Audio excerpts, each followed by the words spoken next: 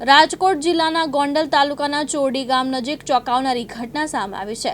National highway પર ચાલી રહેલી રોડ નિર્માણ કામગીરી દરમિયાન પાણીની મુખ્ય પાઇપલાઇન તૂટી જતા જળબંબાકારની સ્થિતિ સર્જાઈ છે। લાખો લીટર પાણી વેડફાતા લોકોમાં રોષ જોવા મળી રહ્યો છે। ગોંડલ તાલુકાના ચોરડી ગામ નજીક નેશનલ હાઈવે બ્રિજ પાસે રોડ નિર્માણ દરમિયાન મોટી પાણીની પાઇપલાઇનમાં ભંગાણ પડ્યું હતું। પાઇપલાઇન તૂટતા જ પાણીના ઊંચા ફુવારા ઉડ્યા અને લાખો લીટર પાણીનો ધોળે દહાડે વેડફાટ થયો।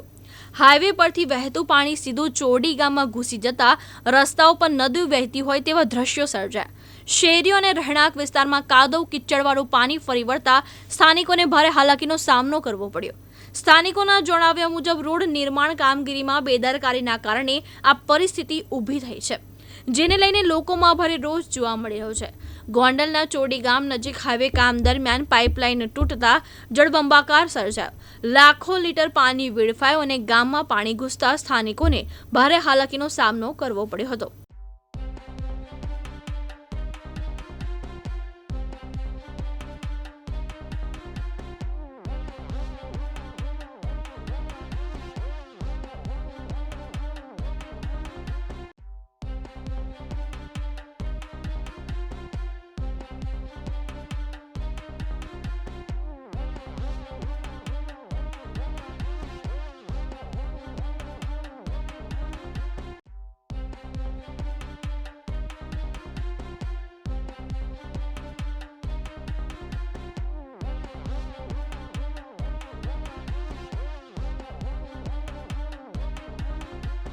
આશિષ પાટડિયા, દિવ્યાંગ ન્યૂઝ, ગોંડલ, રાજકોટ।